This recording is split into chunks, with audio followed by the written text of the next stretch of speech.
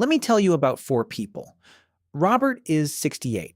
He worked hard his whole life, bought a beautiful home in the suburbs back in the 80s, raised a family, and by every visible measure looked like he had figured life out. And honestly, for a long time, he had. Karen is 52. Two kids, a solid career in marketing, a nice car in the driveway, and a holiday every year that made life feel like it was moving in the right direction. If you looked at her life from the outside, you would probably think she was doing great. Then there is Marcus, 38. Avocado toast jokes aside, he worked hard, paid off his student loans slowly, watched house prices run away from him, and spent his weekends on brunches, concerts, subscriptions, and weekend trips because at some point he started asking himself, what exactly am I saving for? And finally, there is Zoe, 24. She has a TikTok, a side hustle, a Stanley Cup, a clean apartment setup, and she is already 3 months into her investment journey. She knows what an index fund is. She understands compound interest. She is probably the most financially aware 24-year-old in her family's history. 4 different people, 4 different decades, 4 completely different financial realities. And every single one of them fell into the exact same trap. Not a similar trap. Not a loosely connected trap.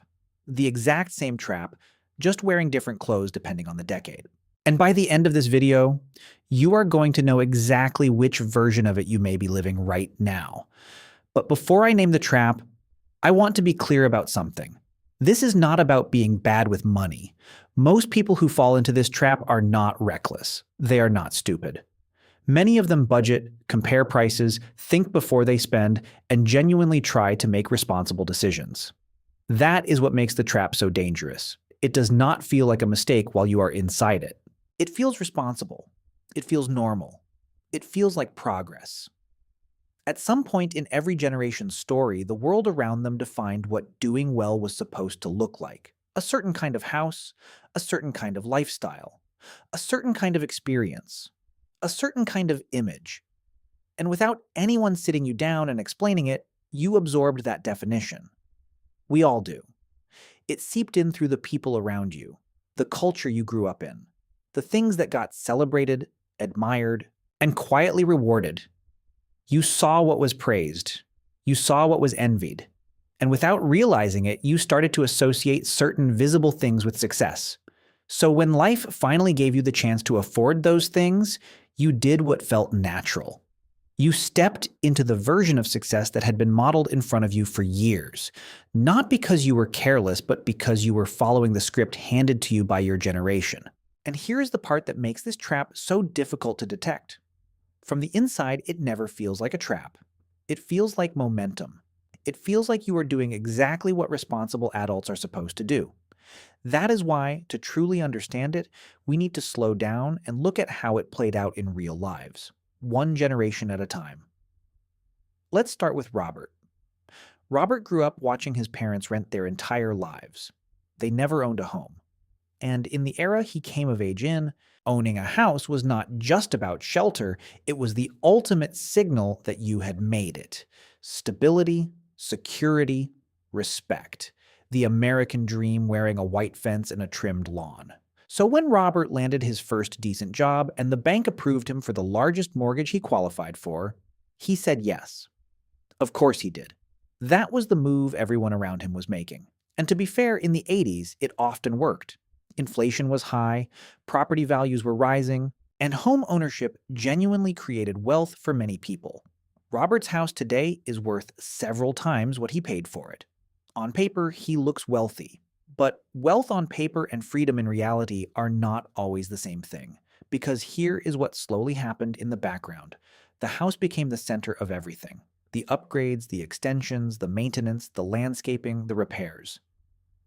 Year after year, more money flowed into protecting the appearance of success, while less attention went into building other sources of financial strength. Not because Robert was irresponsible, but because he believed the house itself was the plan. And that belief worked for a while, which is exactly why it was so convincing. The value kept rising, the neighborhood improved, and every improvement he made to the house seemed to confirm that he was doing the right thing.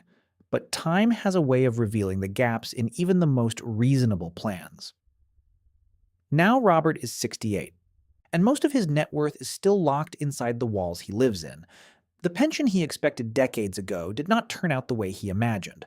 The savings account is there, but thinner than it should be for someone staring at 25 or 30 years of retirement.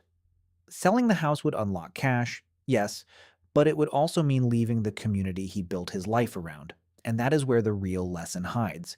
The house itself was never the trap. The belief that the house was the whole plan, that was the trap.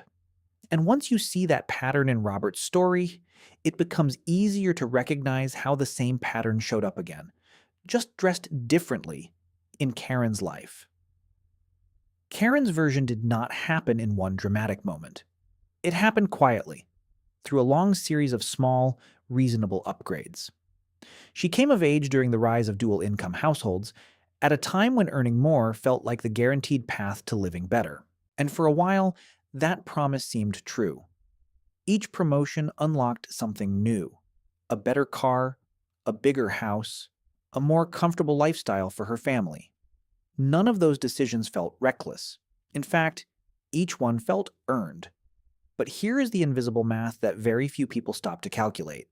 Every time income went up, expenses followed closely behind, almost like a shadow. A raise of 20% slowly turned into a spending increase of 15%.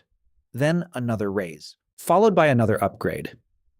Over time, the gap between what she earned and what she saved barely changed, even as the numbers themselves grew larger. From the outside, Karen looked more successful every year.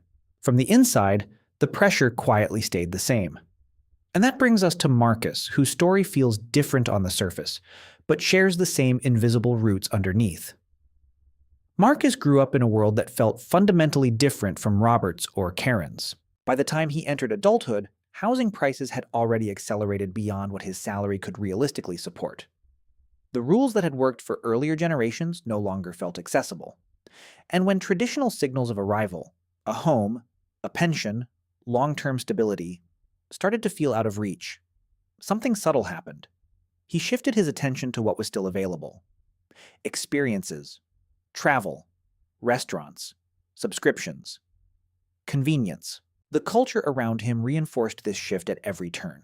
Spend on experiences, not things. Live your life now. You cannot take money to the grave. And those messages sounded wise, even liberating. So Marcus did what made emotional sense in a world that felt uncertain. He collected memories. He filled weekends. He stayed busy. But underneath the activity, another quiet pattern formed. The absence of long-term assets was slowly replaced by short-term satisfaction. Not loudly, not dramatically, quietly. The kind of quiet that only becomes noticeable when time starts moving faster than expected. And that is where Zoe's story begins, because at first glance, it looks like her generation should have avoided this trap entirely. Zoe knows about investing. She understands compound growth. She follows financial creators online and tracks her contributions each month. She is, in many ways, ahead of where Marcus was at the same age. But her world introduced a new variation of the same old pattern. Not the house, not the lifestyle, not the experience, the aesthetic, the presentation.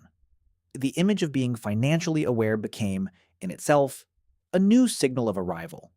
A carefully styled apartment, a matching desk setup, branded items that communicate discipline, taste, and success.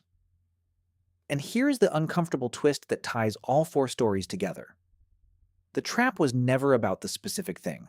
Not the house, not the lifestyle, not the experiences, not the aesthetic.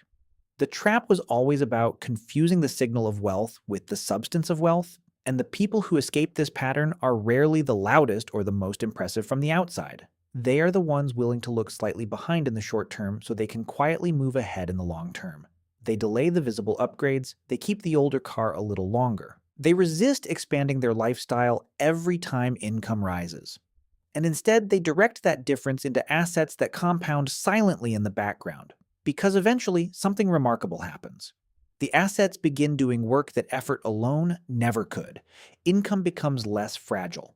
Choices become less stressful. And the life that once had to be performed slowly becomes a life that is actually supported. So before you move on to the next video, pause for a moment and ask yourself one uncomfortable but powerful question. Which version of the trap are you living right now? The house, the lifestyle, the experiences, or the aesthetic? And more importantly, what is one visible signal you could delay today so that your future self has something real to stand on tomorrow?